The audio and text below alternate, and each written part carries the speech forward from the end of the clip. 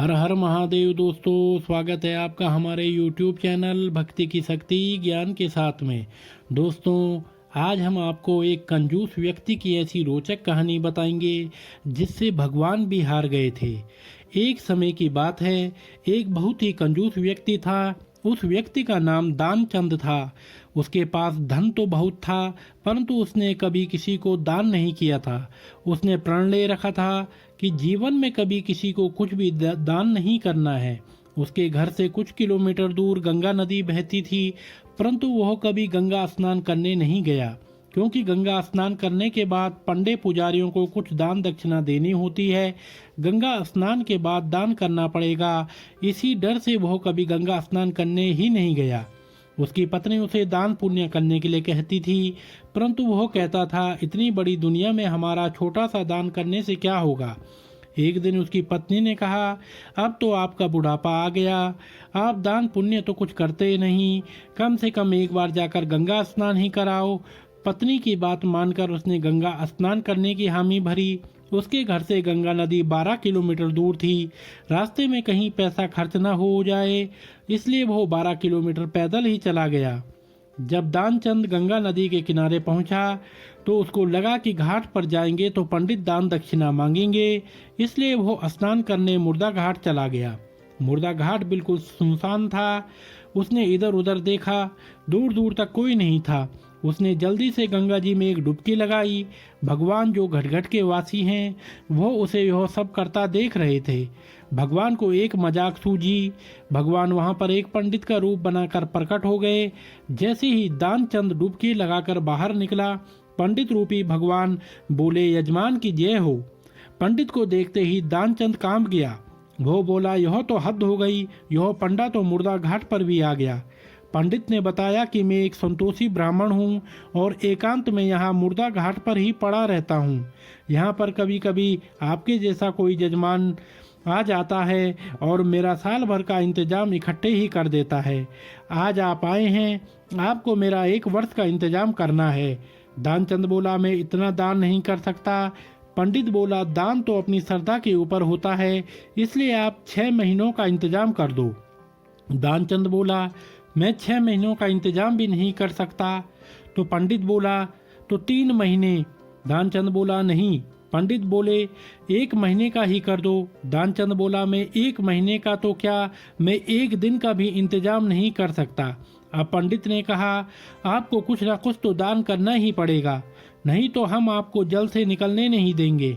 थक हार कर दानचंद बोला, 1 आने का दान करूंगा, वो भी उधार। मेरे पास अभी तो कुछ नहीं है, इसलिए मेरे घर आकर 1 आना ले जाना। पंडित ने दानचंद को 1 आना दान करने का संकल्प दिलवा दिया। दानचंद ने सोचा, मेरा घर तो यहाँ से 12 किलोमीटर दूर है, यह पंडित 1 आने के लिए इतनी दूर थोड़ी आएगा। इसलिए वह संकल्प लेकर अपने घर आ गया। घर पहुँचते पहुँचते शाम हो गई थी। वो इतनी दूर चलकर आया था, इसलिए थक गया था। वो सोने ही जा रहा था, तभी उसके दरवाजे पर उस पंडित ने दस्तक दी। पंडित बोले, यजमान की जय हो। दानचंद की पत्नी ने दरवाजा खोला। वो पंडित को देखकर लौटी और दानचंद से पूछा, क्या किसी पंडित को कुछ देने की कहकर आए हो? दानचंद बोला, हाँ, मैंने एक पंडा को 1 आना देने का संकल्प लिया है। पत्नी बोली, वो पंडित जी अपना 1 आना लेने दरवाजे पर खड़े हैं। दानचंद ने सोचा, वो पंडित 1 आने के लिए इतनी दूर आ गया। दानचंद ने पत्नी से कहा, जाकर उस पंडित को कह दो कि यजमान बीमार हैं, इसलिए 3-4 दिन बाद आए। पत्नी बोली, 1 आने की ही तो बात है, दे क्यों नहीं देते? दानचंद बोला, मैं किसी को कुछ नहीं देने वाला, जाकर उससे कह दो कि यजमान बीमार हैं, इसलिए कुछ दिन बाद आए। पत्नी ने दुखी जैसा मुंह बनाया और पंडित से बोली, महाराज, मेरे पति आज इतनी दूर पैदल चलकर गए थे, इसलिए वे बहुत थक गए हैं और बीमार हैं, इसलिए आप 3-4 दिन बाद आना। पंडित बोला, धन मिले या न मिले, लेकिन वे हमारे यजमान हैं, यजमान बीमार हैं और पंडा चला जाए, ऐसा नहीं हो सकता। जब तक वो स्वस्थ नहीं हो जाते तब तक हम यहीं रहेंगे। हमारा यहाँ रहने का इंतजाम कर दो, हम यहीं पर प्रसाद बनाएंगे और यहीं पर भजन करेंगे और यहीं पर प्रसाद ग्रहण करेंगे। पत्नी लौट कर गई और उसने दानचंद को सारी बात बताई कि वह पंडित कह रहा है जब तक आप ठीक नहीं हो जाते वह यहीं रहेंगे। पत्नी बोली, इससे तो अच्छा उन्हें एक आना देकर रवाना कर दो। दानचंद बोला, एक आना क्या ऐसे ही आता है? मैं उस पंडित को कुछ नहीं देने वाला। तुम जाकर उस पंडित से कह दो कि यजमान मर गए। दानचंद को योग का अभ्यास था, इसलिए वह सांस रोककर पड़ गया।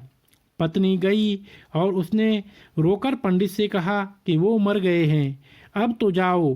पंडित बोले, अरे राम राम, यजमान चला गया, जब तक उसका अंतिम संस्कार न हो जाए तब तक हम कैसे जा सकते हैं? पंडित जी बोले, तुम महिला कहाँ कहाँ भटकती फिरोगी, हम सारे गांव में यजमान के मरने की खबर किए देते हैं। पंडित जी सारे गांव में खबर कराए कि दानचंद जी मर गए। सारा गांव दानचंद के घर इकट्ठा हो गया, लेकिन दानचंद ऐसा विचित्र आदमी एक आना बचाने के लिए सांस रोके पड़ा था।